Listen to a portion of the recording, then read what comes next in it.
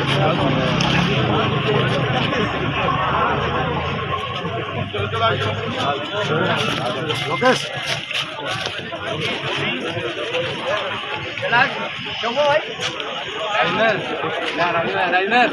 Pilot जिंदाबाद, सचिन पायलट जिंदाबाद, सचिन पायलट जिंदाबाद, सचिन पायलट जिंदाबाद, सचिन पायलट जिंदाबाद, सचिन पायलट जिंदाबाद।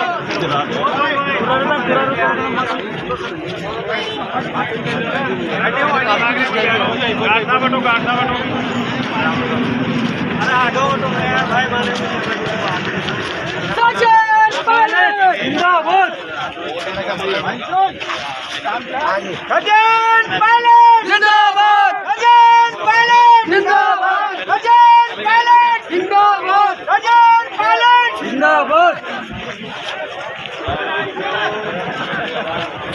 सचिन पायलट जिंदाबाद, सचिन पायलट जिंदाबाद। मिले मिले आगे मिले आगे आगे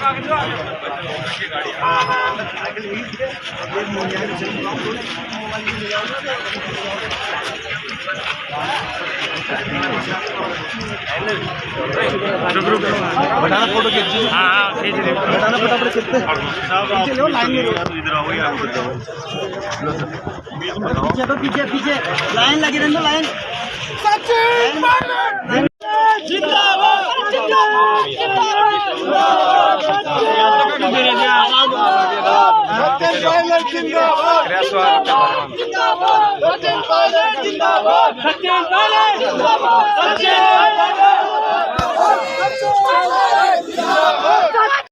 सब बैठ रहे सामने, तो सामने इधर सचिन पायलट, सचिन पायलट। अब मैं चार बांसुरिया की इस धरती पर हमारे हार्दिक अजीज माननीय पायलट साहब का हृदय से स्वागत करता हूं, अभिनंदन करता हूं। और यहाँ के जो स्थान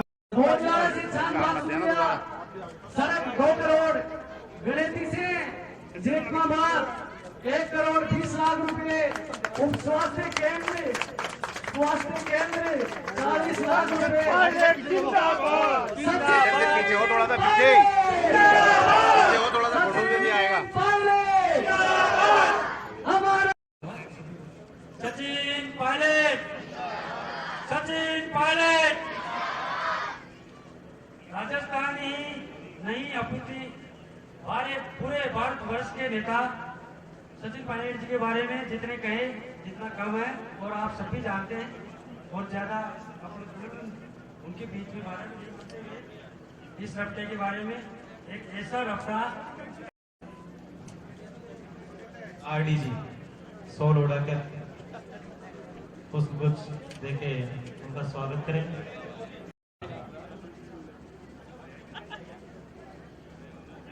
और जो महिला कांग्रेस की जिलाध्यक्ष है उनका भी स्वागत।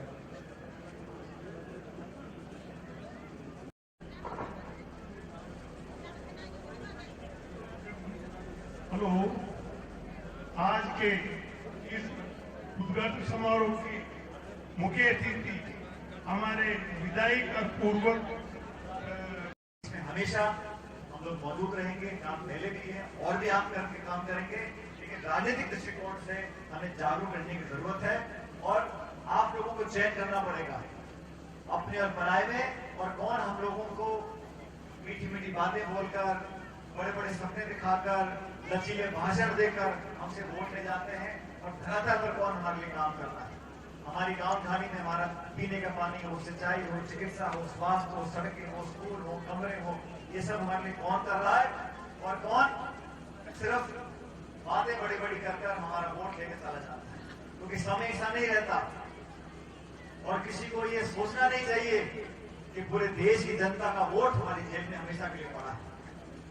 यहाँ के लोग बहुत समझदार हैं, मैं ये उम्मीद आपसे भी करता हूँ। इस क्षेत्र में हम लोगों ने आपके बीच में जो काम किया आपके सामने है, लेकिन हमें आपस में एकजुटता बनाए रखनी है, प्रेम मोहब्बत प्यार भाईचारे से आने वाले समय को तय करना है, और आपके हर दुख सुख में हम लोग शामिल रहेंगे। और मुझे खुशी है कि आज आपके बीच हमने इस कार्यक्रम की शुरुआत यहाँ पर आज की है। जैसा मैंने कहा, आज से ठीक 10 महीने बाद जब काम पूरा हो जाएगा तो दोबारा फिर यहाँ पर आकर उद्घाटन भी करेंगे। आप सब लोगों को मैं बहुत बहुत साधुवाद देता हूँ, धन्यवाद देता हूँ और परमपिता परमेश्वर से कामना करता हूँ, प्रभु से कामना करता हूँ कि आप लोग हमेशा परिवार से सुखी रहें, फले फूले आगे बढ़े। बहुत बहुत धन्यवाद। जय हिंद, राम राम साहब।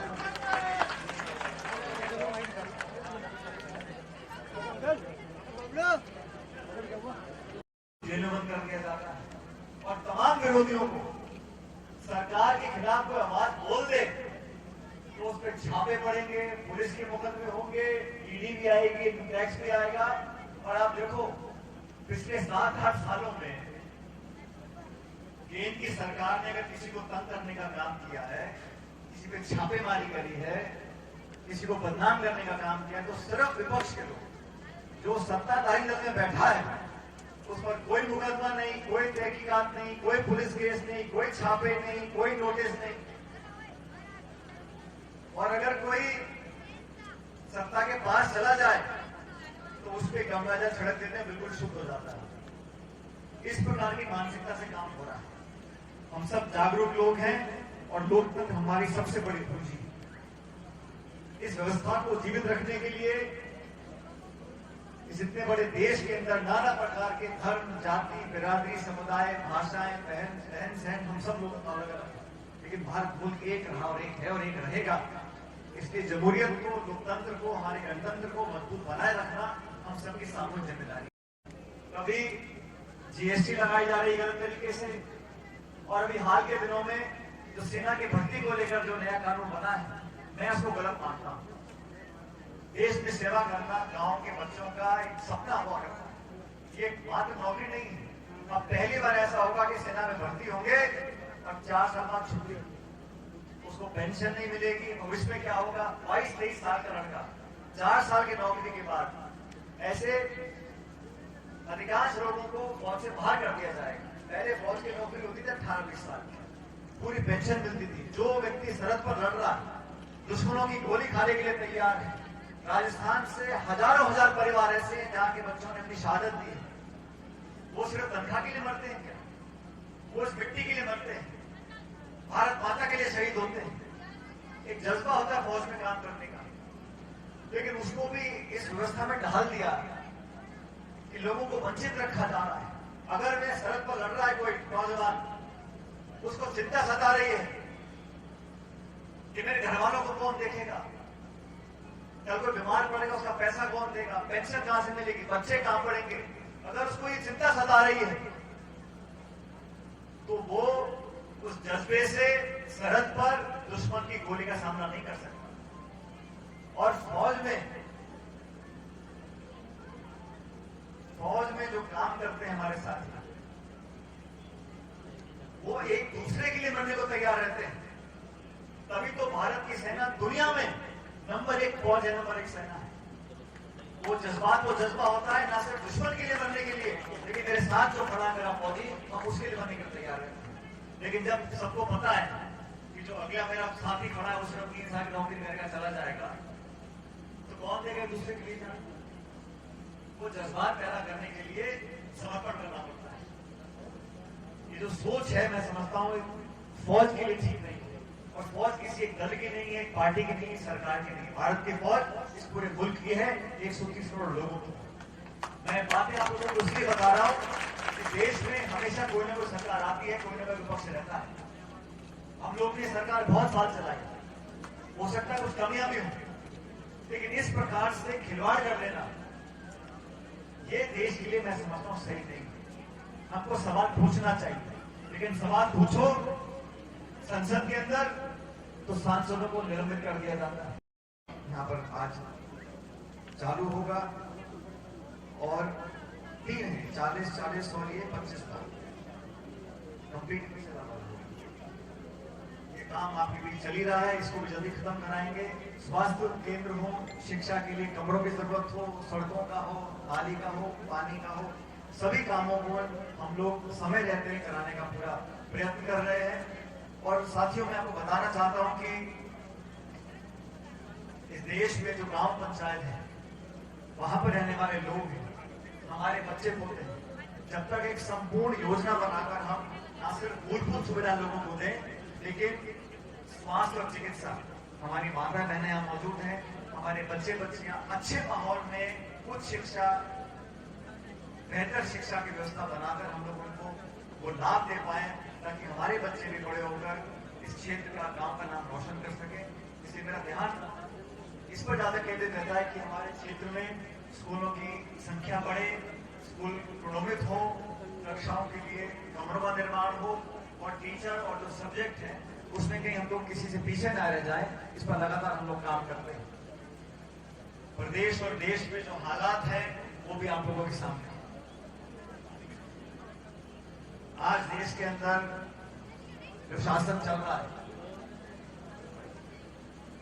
हम सब लोगों को बहुत सचेत रहने की जरूरत है। इस काम में रुचि लें, काम की गुणवत्ता और काम की गति को अधिकारी भी देखेंगे, प्रशासन भी देखेगा, हम भी देखेंगे, लेकिन आप लोग कृपया करके निगरानी रखें कि काम अच्छा हो, समय पर हो, और जिस उम्मीद से हम लोगों ने इस योजना को स्वीकृत किया, इस काम को चालू किया है, उसी गति से, उसी गुणवत्ता से इस काम को हम लोग पूरा कराएं। और मुझे खुशी है और मैं समझता हूं कि अगले जून में दोबारा आप लोग यहाँ पर आएंगे और इसी कॉजवे पर चलकर इस कार्यक्रम को हम लोग संबोधित करेंगे आपसे ठीक 10 महीने के बाद। अध्यक्ष लक्ष्मण गाथा जी, साउथ सैनी साहब, प्रधान जी, हमारे PR साहिबा, सरपंच साहब, महेंद्र खेड़ी जी, पूर्व विधायक कमल बैरवा जी, हमारी जिला परिषद जीसी देवी जी, राम सिंह जी, राम प्रसाद साहू साहब, RD साहब, रामदयाल जी, हंसराज जी, मंच पर उपस्थित सभी हमारे नेतागण, साथियों, आपके बीच में आज दोबारा पहुंचकर बहुत खुशी मुझे महसूस हो रही है। और जिस काम के बारे में अभी आपको बताया, मैंने बात की अधिकारियों से और मुझे सूचित किया गया है कि ये 25 करोड़ का जो वेंटेड कॉजवे है, और ये मैंने समझा और आपको बताना चाहता हूं कि जो रास्ता है उसमें नीचे काफी जगह दी जाएगी ताकि पानी निकल सके, और ऊपर कोशिश करेंगे कि जो रपट बनेगा वो थोड़ा ऊंचा बने, ताकि पानी इलाके के क्षेत्र में, खेतों में और कुओं में जो हमारा पानी भरता है उसमें लंबे समय तक हमको मदद मिलेगी। और ये 25 करोड़ का काम शुरुआत होगी और अगले साल जून से पहले तो 11 महीने के 10 महीने के अंदर ये पूरा काम हो जाएगा। इससे आने जाने वाले लोगों को सुविधा मिलेगी।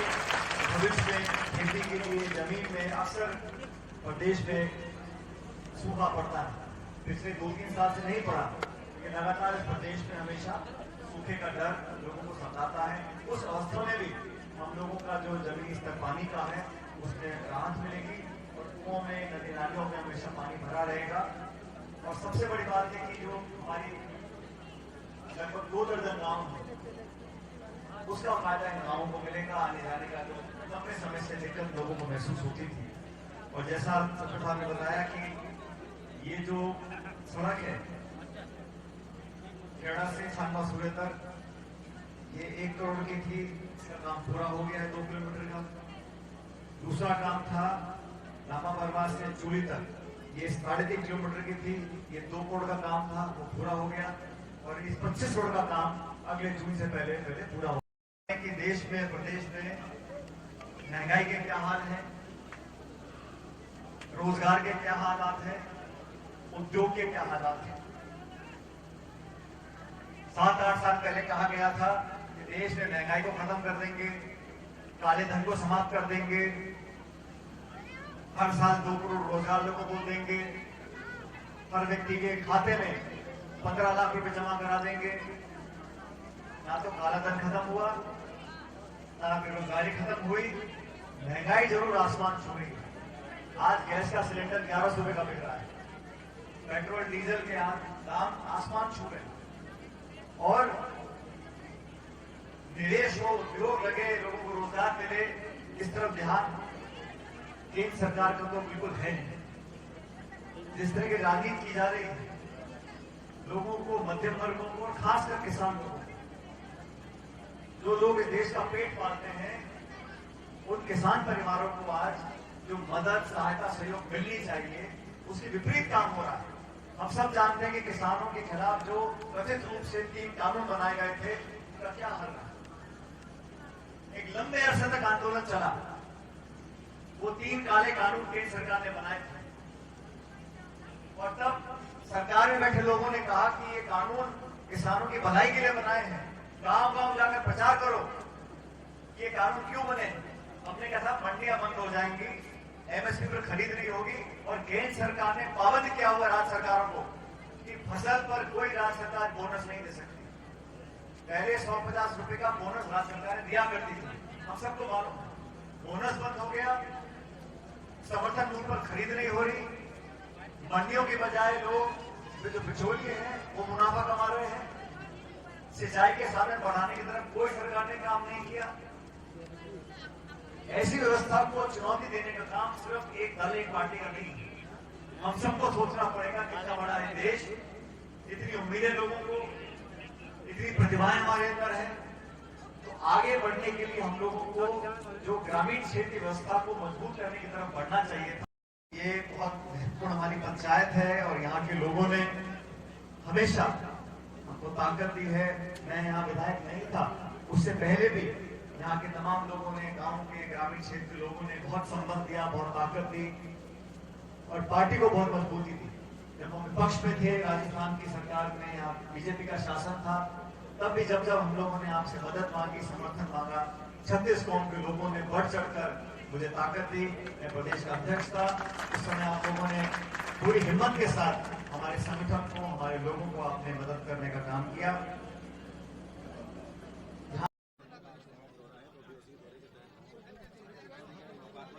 बहुत से काम हैं क्षेत्र में जो हम लोगों ने कराए हैं। जैसा आपने देखा, आज ये कॉजवे का काम चालू हम लोगों ने किया है। इसकी लागत 25 करोड़ रुपए की है। 2 दर्जन गांवों को इसका फ़ायदा मिलेगा। पानी का जो लेवल है उसमें लोगों को लाभ मिलेगा।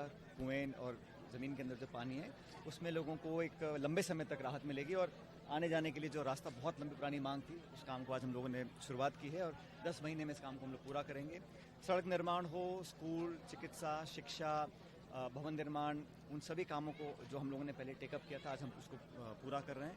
और भी इलाके में जो लोगों की डिमांड्स आएंगी सबको पूरा करेंगे। क्षेत्र के लोगों की सभी उम्मीदों पर खरा उतरना ये पहली प्राथमिकता है और मैं उम्मीद करता हूं कि समय रहते ही सभी कामों को हम लोग अंजाम देंगे। मांगो जो हमने मैनिफेस्टो वादे किए थे, अधिकांश पर हम लोगों ने काम किया, पूरे भी किए हैं। जो कुछ प्रतिशत जो बचा हुआ है उसको अगले 1 साल में हम लोग पूरा करेंगे। लेकिन हम लोगों ने जिस रास्ते पर जाने का निर्णय किया था वो क्षेत्र का विकास और यहाँ का डेवलपमेंट पहली प्राथमिकता है। अब सिर्फ जज्बाती मुद्दों उठाकर राजनीति करना वो हमारी परिपाटी नहीं है। कांग्रेस ने हमेशा, आप देखो केंद्र की सरकार हमारी थी तो देश में नरेगा का कानून हम लोग लेकर आए, शिक्षा का अधिकार हम लोग लेकर आए, सूचना का अधिकार हम लोग लेकर आए, खाद्य सुरक्षा का अधिकार हम लोग लेकर आए और जो बीमा योजनाएं हैं, मैं समझता हूँ कांग्रेस से सरकारों से बेहतर बीमा योजना कहीं बनी नहीं है। तो हम लोग चौतरफी जो हमारा विकास का एजेंडा है उसको लेकर हम काम करते हैं। लेकिन अब जो हालात देश में बने हैं, आज महंगाई सबसे ऊंची दर पर है और वित्त मंत्री जी का जो भाषण दिया पार्लियामेंट के अंदर वो सच्चाई से परे था, क्योंकि आज पेट्रोल, डीजल, गैस, खाद्य पदार्थ, उनकी महंगाई आसमान छू रही है। बेरोजगारी का ऐतिहासिक आंकड़ा हमारे देश में लोग पार कर चुके हैं।